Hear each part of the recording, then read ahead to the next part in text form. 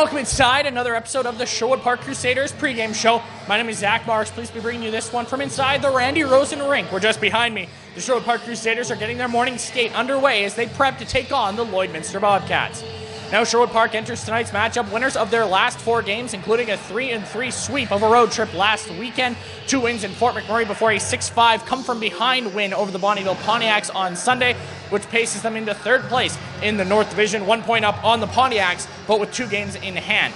Now, meanwhile, their opponents tonight, the Lloydminster Bobcats, they've won their past 2 games, both coming over the Drayton Valley Thunder in 7-3 and 7-1 scorelines. They enter with a record of 14-25, 1-1, which is good enough for 7th place, tied with the Grand Prairie Storm on 30 points, albeit Grand Prairie does have a game in hand on the Bobcats, as Lloydminster looking to climb the standings to avoid a potential first-round matchup with the Whitecourt Wolverines, albeit the standings very tight right now. 7 points separating Sherwood Park and Whitecourt for 2nd place in the North Division. Sherwood Park with a game in hand as well. Both teams will be in action here tonight as the Whitecourt Wolverines are in Fort McMurray for a date with the Oil Barons.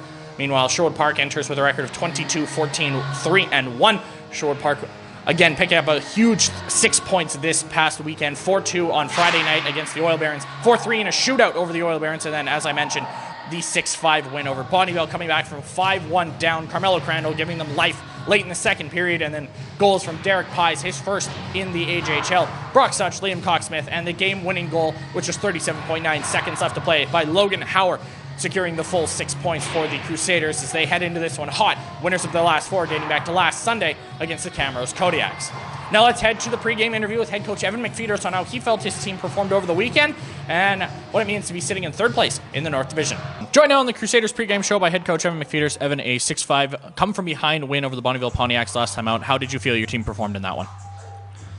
Well, the boys certainly battled there. You go 3 games in 2.5 days, and we're going into the 3rd period down 3 goals, and I think there's big moments in that game that gave us life, and I think we played well throughout, and we just gave our players belief that we were creating a lot of offense, creating a lot of opportunities, and the puck was going in against us, and we stuck with it.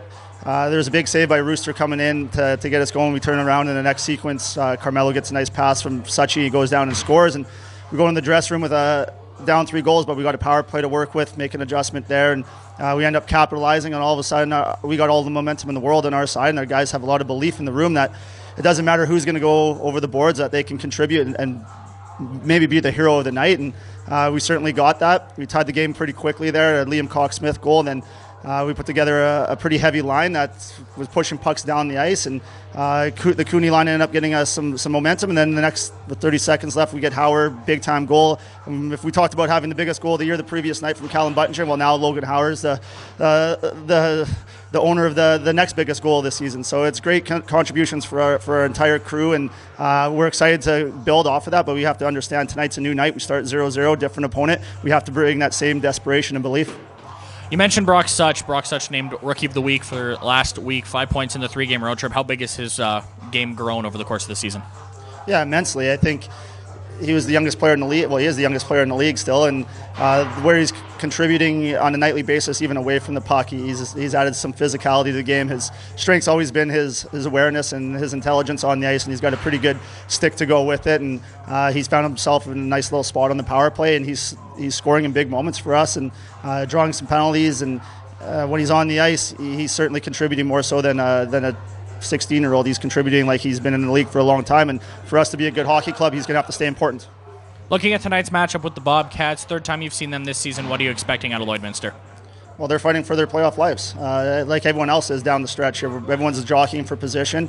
They're going to come into our building. They've scored, I think, 14 goals in her last 2 games. They've made a little bit of adjustment to their goaltending after the trade deadline, so they're playing with some confidence here, and we're playing with confidence ourselves. So for us, tonight's game is understanding what they're going to do, but making sure that what we do best is going to capitalize and take advantage of maybe their mistakes. And I think for them and for most of our opponents at this time of the year, we just got to focus on our internal process in our room, and that's helping us win some games. Your power play is struck in 4 consecutive games. How nice is it to finally see it start clicking? Power play's got to be a weapon. If teams are going to take some penalties against us, we have to be dangerous every time we're on the ice, whether we're creating goals or we're just creating momentum. It's a big difference maker for our hockey club, and the way it was clipping in the last, I'd say, coming out of the Christmas break here, we got some healthy bodies, guys, and some good positions. We're starting to get some chemistry and cohesion with it, and it's generating a lot of high danger chances, and we're starting to capitalize. So if we can get a top 3 power play down the stretch here, that's going to win us some hockey games and put us in a chance to carry that on to the playoffs. First of 13 home games for the rest of the way, majority home games the rest of the way as well. How big is it having the home ice over the course down the stretch? Well, we talked about it at the start of the year. We played so much on the road at the start of the year and all the adversity we've gone through. We built up a bunch of scar tissue, but now we got to take advantage of being on home ice and sleeping in our beds and not having the grind of so much travel every single day. So we have to have good practices here when everyone's fresh, and then that's got to turn into great performances on the ice and consistent performances. All right, thanks for this, Coach. Good luck tonight. Thanks, Zach. And that'll do it for another episode of the Sherwood Park Crusaders pregame show. Puck drop is 7 p.m. right here at the Randy Rosen Rink as the Lloydminster Bobcats come to town to take on your Sherwood Park Crusaders. Puck drop, 7 p.m. on Hockey TV. I'll have the call if you can't make it out. If you can, tickets are available at tickets.sherwoodparkcrusaders.ca. For all of us in the Crusaders organization, we appreciate you tuning in, and we will see you at Puck drop.